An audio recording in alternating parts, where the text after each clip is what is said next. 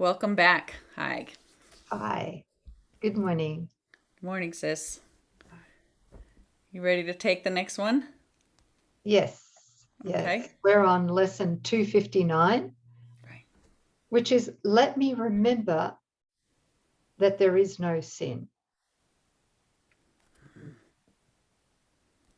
Whoa. Let me remember that there is no sin. And can we also substitute that word sin for the thought of separation? Let me remember that there is no separation. Oh, yeah, that's powerful. Yeah. Let me remember there is no separation. Mm-hmm. Yeah. Sin is the only thought that makes the goal of God seem unattainable. I'm going to read it again. Mm-hmm. Sin is the only thought that makes the goal of God seem unattainable. That could be also read as separation Mm-hmm. is the only thought or belief that makes the goal of God seem unattainable. Right. Yes. What else could blind us to the obvious and make the strange and the distorted seem more clear than God and our beloved brothers and sisters? What else but sin engenders our attacks? What else but sin could be the source of guilt, demanding punishment and suffering? And what but sin could be the source of fear, obscuring God's creation? That's us, giving love the attributes of fear and of attack. That last sentence in the COA version says, and what but guilt could be the source of fear, obscuring God's creation? Oh, they changed it to sin in the FIP version. Yeah. It's all right. Just wanted to bring that up. Yeah. Let me just read that again. Sure. And what but guilt could be the source of fear, obscuring God's creation, giving love the attributes of fear and of attack? Okay. So remembering the source of fear, just need to stop here for a second. Yeah. Sure. The source of fear is the belief in sin, which is the belief in separation. That produces guilt, Right. which is projected outwards, of Mm-hmm. course. And then that guilt produces the fear of punishment. That's what fear is. Mm-hmm. There could be no fear. We wouldn't even know what fear was. We would laugh Mm-hmm. at the idea of fear if we didn't believe that we were guilty and therefore deserving of punishment. That's right. At God's hands. Yeah, Oh, that's crazy stuff, isn't it? it is. It is. And let's just Insanity. and Oh, remember, you guys, our home in God is pure peace, love. We are spirit. We're all one creation, and so let me remember. Okay, this is the idea of sin. It's the idea of separation, and the ego has us convinced that if this is true, then we are sin. What we are is sin. And sin is a state of guilt that deserves punishment by death. Guilt cannot be corrected. Sin is unpardonable, right? It just says even the Holy Spirit can't help you. You are sin and you are doomed to death. And so while you believe that this is you and you believe that the problems of this mythical me are true, this is what you're insisting upon. The reality of the gap. But in truth, remember that space-time gap and the body that arose from it was in response to a wish that could only occur in a dream. So this lesson is, remember everything in there, guys, good and negative, the body, its story, its special relationships, its goals and dreams or objectives.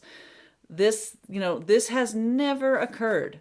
This is the importance to come back to. This is an impossibility.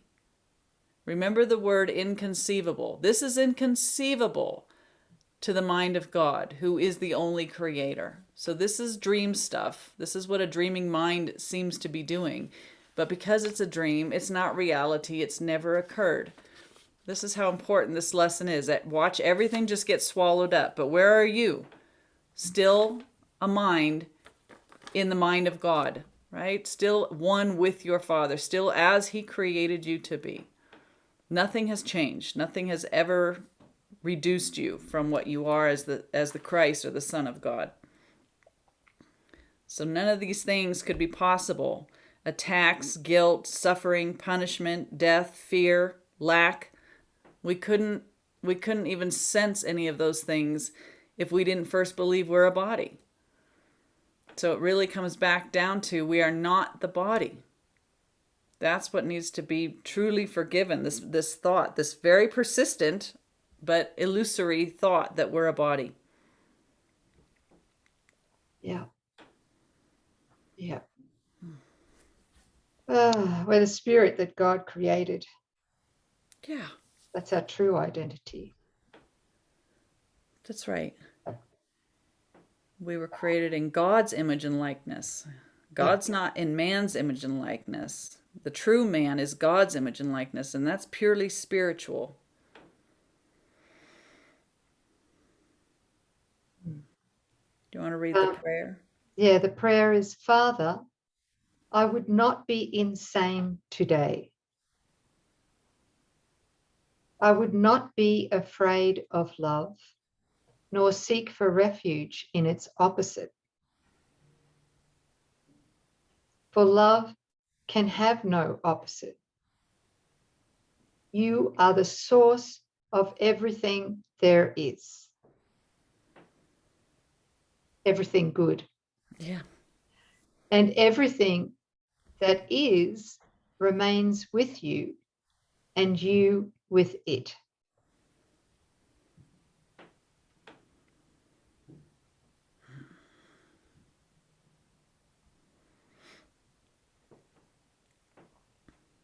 Love has no opposite. There's something to meditate on.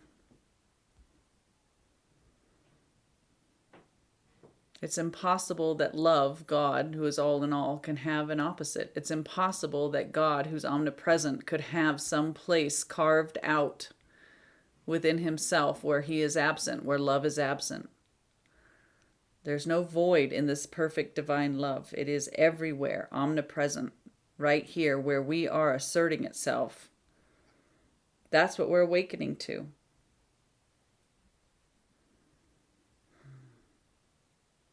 Yeah. A couple of years ago, I had an insight, Yeah. an experience, and I don't know if it's translatable, but I'll try, where I was going through a very difficult, challenging undoing of my perception. And it was the undoing of the last big vestiges of my desire, or the ego's desire, to feel unworthy.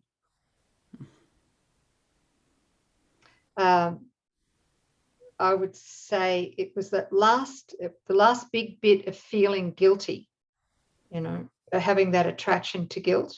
Mm-hmm. I was really, really in the midst of it.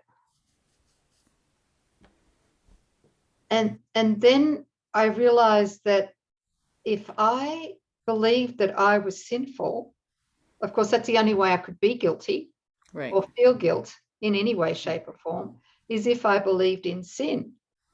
And if I believed in sin, I must have also believe I am sin. Mm-hmm. You can't believe in sin and not have an unconscious belief that Right. you are sin, right? Because only sin can look upon sin. Only sin can look upon sin. Thank you. Mm-hmm. And so in that insight that I had, I also got to see the next picture, which was that if I believe that I am sin, God is my enemy. Mm-hmm. That's right. And so are all my brothers and sisters. Mm. Because if all my brothers and sisters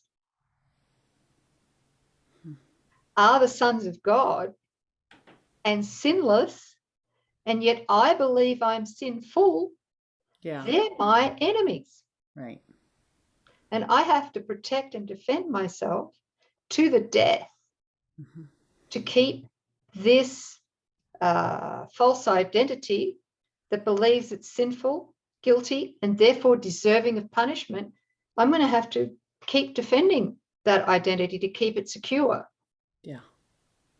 Anyway, Wow. that's the insight. Yeah. I don't know if it makes any sense. No, it does. It really does. It's one of those unconscious or out of our awareness beliefs that have to be running if we're following the logic of this. Yeah. Thanks, sis. Thank you. Thank you. I'd like to share a couple of quotes here, Sure. which I found was very helpful for me. This first one's from chapter 19, section 2, paragraph 1. The Son of God, which is you, the Son of God can be mistaken. He can deceive himself. He can even turn the power of his mind against himself. But he cannot sin. There is nothing he can do that would really change his reality in any way, nor make him really guilty. So, that's a very powerful statement right out, is that we cannot sin. There's no such thing. That's We it. can imagine it, but we cannot sin. And if we could sin, God would be dead. Okay, Yeah. that's another thing I saw very clearly.